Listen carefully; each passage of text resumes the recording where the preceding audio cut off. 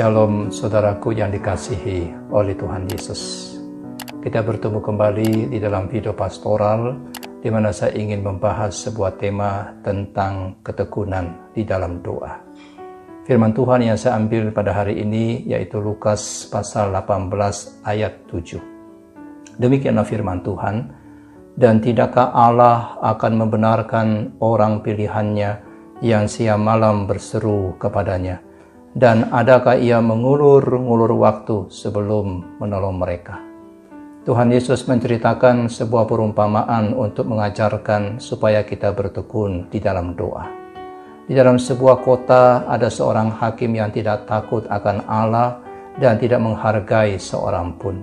Dan di kota yang sama hiduplah seorang janda. Janda ini memiliki persoalan dan dia hendak meminta bantuan hakim yang lalim untuk membela perkaranya. Masalah yang kemungkinan dihadapi oleh janda ini bisa banyak, mungkin bisa warisan, bisa tentang uang, atau mungkin ada masalah yang lain, dan dia meminta hakim ini membelanya. Dia datang sendiri ke pengadilan. Kenapa dia sendiri? Karena dia tidak punya siapa-siapa untuk bisa membantu dia. Jadi janda ini helpless, tidak punya pertolongan, tanpa daya, tanpa pertolongan. Dia hanya mengandalkan suara dia, ketekunan dia yang terus berteriak dan meminta hakim itu membela perkaranya. Janda yang tanpa pertolongan ini, yang tidak punya uang untuk membayar biaya sidang ataupun administrasi ataupun suap, janda yang tidak punya kerabat laki-laki ini terus dengan tekun membawa permohonannya kepada hakim yang tidak benar. Dan hasilnya apa, saudara? Hasilnya di dalam ayat yang keempat dan 5. Beberapa waktu lamanya hakim ini menolak. Tetapi kemudian ia berkata dalam hatinya, walaupun aku tidak takut akan Allah dan tidak menghormati seorang pun, namun karena janda ini menyusahkan aku, baiklah aku membenarkan dia, supaya jangan terus ia datang dan akhirnya menyerang aku. Saudara, alasan hakim ini untuk membenarkan janda ini adalah bahwa janda itu menyusahkan dia. Hakim ini takut bahwa janda ini akhirnya menyerang dia. Apakah hakim ini takut janda tersebut akan menyerangnya secara fisik, seperti seorang istri yang ngomel-ngomel dan akhirnya menyerang suaminya dengan mencakar, menjambak rambut, melempar piring? Pasti bukan seperti itu. Karena jikalau janda ini menyerang hakim itu, misalnya melempari dia dengan batu, maka janda itu akan segera ditangkap dan tidak boleh lagi masuk ke ruangan pengadilan. Saya kira alasannya lebih tepat sehingga hakim ini mengabulkan permohonan janda itu adalah hakim ini sakit kepala karena terus diganggu dengan permohonan yang dari hari ke hari dari janda itu. Pernyataan hakim ini yang mengatakan bahwa janda itu menyusahkan dia dan akan terus datang dan akan menyerang dia, sudah membuatnya terganggu, menjengkelkan, dan sudah membuat daripada hakim ini menjadi sakit kepala. Hakim ini yakin sekali janda itu tidak akan pernah menyerah. T.W. Manson mengatakan ini adalah sebuah perang urat syaraf antara hakim dan janda itu, dan akhirnya janda ini menang. Saudara, mengapa Tuhan Yesus menceritakan kisah janda ini? Ayat 1 menyatakan dengan jelas kepada kita bahwa Tuhan Yesus mengatakan suatu perumpamaan kepada pendengarnya untuk menegaskan bahwa mereka harus berdoa dengan tidak jemu-jemu. Sama seperti janda ini yang datang kepada hakim untuk meminta pertolongan. Allah tentunya tidak sama dengan hakim yang lalim dan tidak benar ini. Berbeda. Tuhan Yesus memakai contoh hakim yang lalim ini dengan tujuan membandingkan antara hakim yang lalim ini dengan Allah. Ini adalah sebuah bentuk cerita yang dikenal sebagai Kal Wahomer, yaitu sebuah prinsip rabbinik dari yang ringan ke yang berat. Metode Kal Wahomer ini suatu metode berdasarkan ringan dan beratnya sesuatu.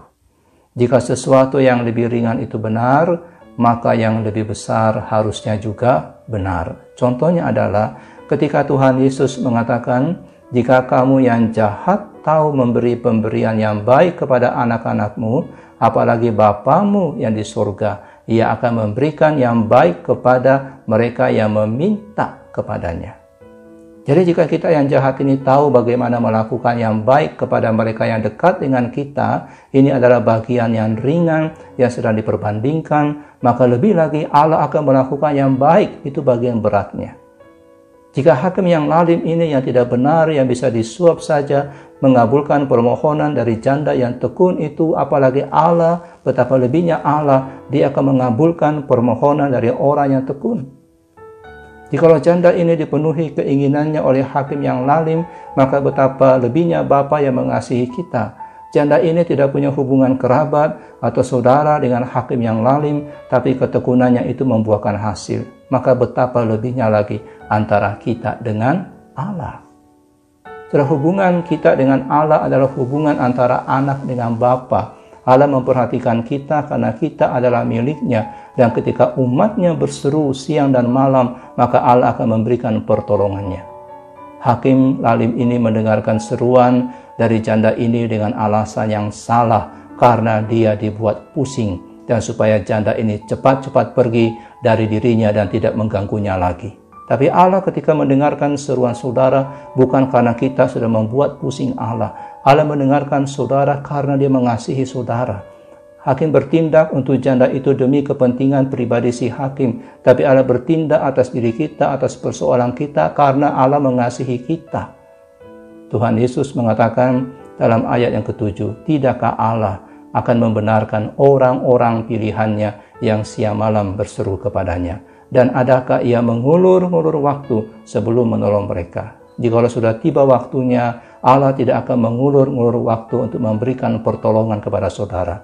Hakim yang lalim memang sengaja tidak mau menolong janda ini, tapi Allah tidak seperti itu. Tuhan tentu tidak akan mempermainkan anak-anak yang berdoa. Mungkin Dia mengizinkan kita untuk menunggu. Dia melatih kesabaran kita. Kita ingin serba cepat, kita kurang bisa menerima penundaan. Kita menuntut segala sesuatu harus sekarang ini juga. Nah, disinilah persoalan yang berat yang dihadapi ketika berdoa. Masa yang genting bagi orang percaya adalah masa di antara meminta dan menerima. Disinilah dibutuhkan ketekunan seperti janda ini. Janda ini tidak berkhotbah tentang ketekunan, tetapi dia memberikan sebuah teladan mengenai ketekunan. Dia tidak berkhotbah mengenai pengharapan, tapi hidupnya sudah menunjukkan dia punya pengharapan atas masalah-masalah dia. Sekarang pertanyaannya adalah, apakah kita punya ketekunan dalam doa? Apakah kita masih menaruh pengharapan kita kepada Allah dalam permohonan-permohonan kita dalam setiap kesulitan-kesulitan kita? Atau kita sudah putus asa dan berhenti berdoa padahal Tuhan belum mengatakan tidak terhadap doa kita? Mari kita kembali bertekun dalam doa. Mari kita datang kepada Allah yang mengasihi kita. Allah yang akan memberikan yang terbaik kepada kita. Kiranya kisah daripada janda dan hakim ini boleh menginspirasi kita. Boleh kembali mengilhami kita untuk kita berdoa dengan tekun dan kembali kita memperbaiki kehidupan doa kita. Mari kita terus naikkan pada Tuhan. Kita jangan berhenti memohon kepada Allah Bapa kita yang mengasihi kita.